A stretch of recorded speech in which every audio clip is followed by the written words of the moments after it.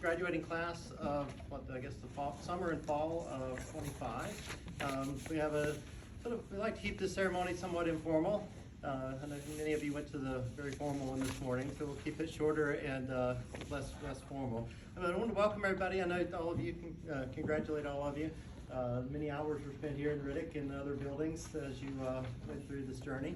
What we'll do today, we start out with an address by one of the undergraduates, and we have a very high selection process. And what we do is we invite them all out for dinner to celebrate their graduation, and then we basically offer to pay once they choose their graduation speaker.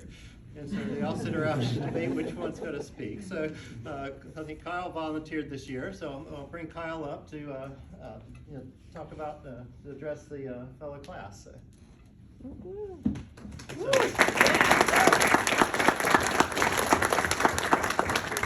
the microphone's here, so just sort of stay in this area.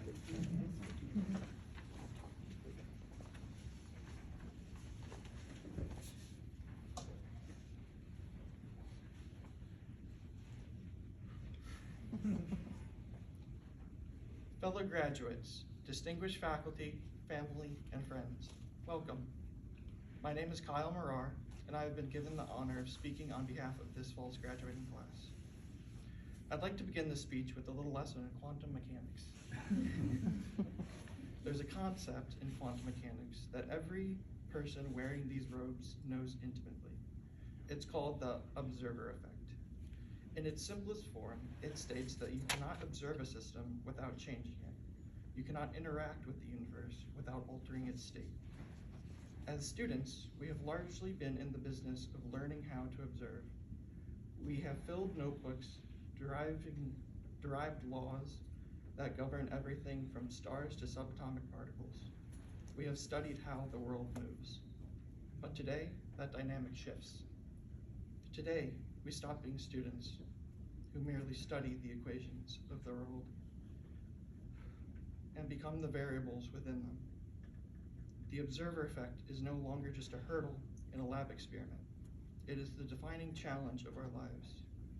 It is the realization that we cannot walk through this world as passive spectators. By virtue of the knowledge we hold, we are obligated to interact. We must interact, and we must change the system for the better. We did not become physics majors just to watch the world turn. We came here to apply a driving force, to collapse the wave function of what could be into the reality of what is. This brings us to the code that we have lived by at State: think and do. To some, that might just sound like a catchy university slogan, but to a physicist, think and do describes the difference between a scalar and a vector. Thinking is the calculation. It represents our direction. It is the rigor, the logic, and the understanding of the fundamental laws we learned here in Riddick. It is knowing how the system works. But as we learned in mechanics, direction alone doesn't get you anywhere.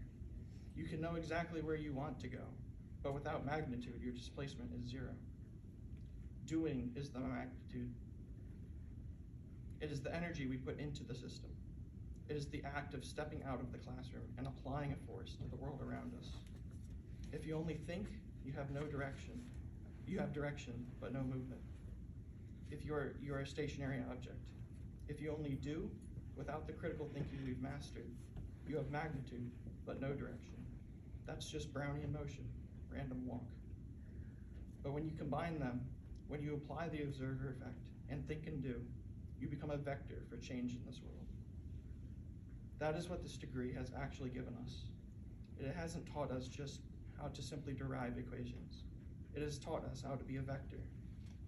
In this, it has qualified us to look at a chaotic system and apply both intellect to understand it and the force to change it. As we walk across the stage and scatter out of Riddick, remember that we are entering a universe that is not ideal. The world out there is messy. It is nonlinear. And unlike our textbook problems, air resistance is definitely not negligible. But that doesn't matter, because we aren't just students calculating the trajectory of a projectile anymore. We are the projectile. We have the direction, We have the magnitude. We have the momentum. So go out there and observe the world. Not to watch it, but to change it. Don't be afraid to interact with the system. Don't be afraid to collapse the wave function. Apply your force. Leave the universe a little more ordered than you found it. May your velocity be high, may your friction be negligible, and may you always keep moving in the positive direction. Congratulations, everyone. We did it.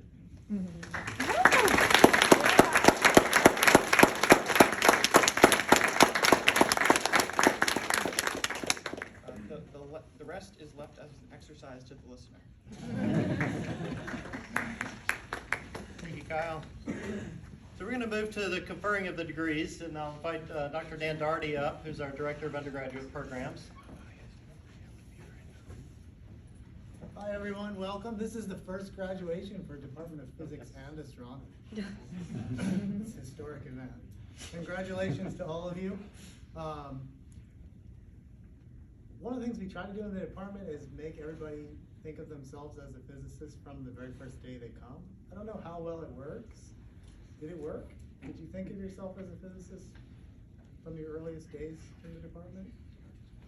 Hopefully one of the lessons that you take away from getting a degree is, like, some days you actually wake up and don't feel like a physicist, right? But you can still do physics and you'll recover. I guess I wanted to say one more thing before I start calling the names, and that is something we learned from alumni who come back that I hope you'll remember.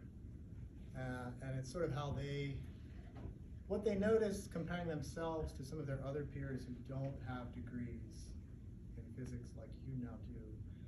And that is that they tell us that they are able to learn the new things that they need in the next steps of their life way faster than their peers, right? And so, yeah, you have a degree in problem solving, you have a lot of technical skills, but I think this is going to be kind of an important point for you. So congratulations, and I know you're going to do well with that. So what I'm going to do is read off each of our names of each of our graduates, and they can have a minute or two to say whatever they need to friends and family or faculty. Keep it PG. All right, so first graduate is Miles Bryant, Bachelor of Science in Physics.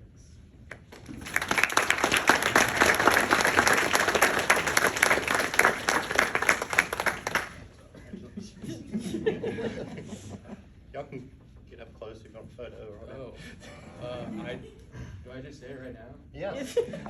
I'd just like to thank my family, my friends, and the faculty for the support I've gotten over the years and for my success in the degree and whatnot. Thank you.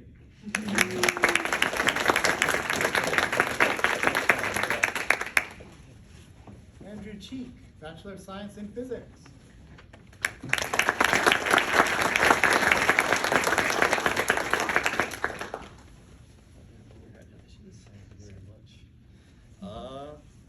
I guess I'll thank my parents. Yeah, no, thanks a lot for all the support and everything. Thanks to all my friends, not Paul though, but thanks to everybody else. And yeah, I know we had a lot of difficult times just working on a bunch of really difficult problems, and you gotta work together to get through all that. Not Paul though, but everybody else. Thanks everybody.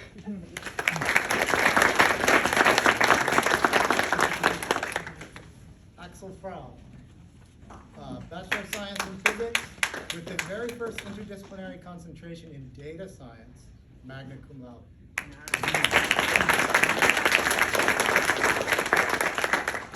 So I think there are too many people to thank in this room alone. Thank you to all the faculty here.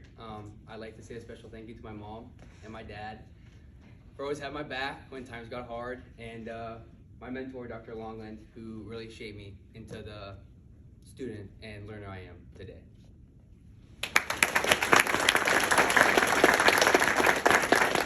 Benjamin Hammerstead, Bachelor of Science in Physics, summa cum laude, sigma pi sigma.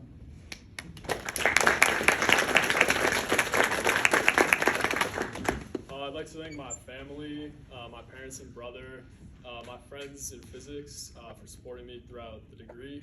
And thank you, Paul, for comedic relief in classes. And thank you to the faculty also.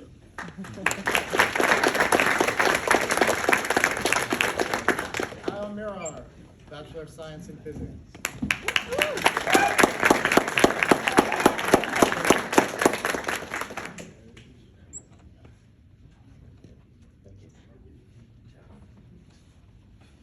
I'd like to thank my family and my friends, especially Bree. I couldn't have made it through Quantum without you, so thank you very much. And faculty. I know Albert couldn't make it, so I'm a little sad about that, but I appreciate everything that he's done for me. A lot. Thank you.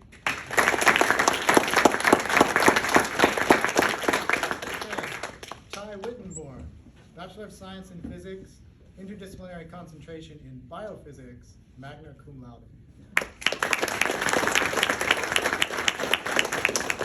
All right. I'd like to thank my family, all the staff for answering emails, the grad students that I've worked with in labs. I'd like to thank Dr. LeBlanc here, and I'd also like to thank Dr. Elting. She's not here though, but thank you.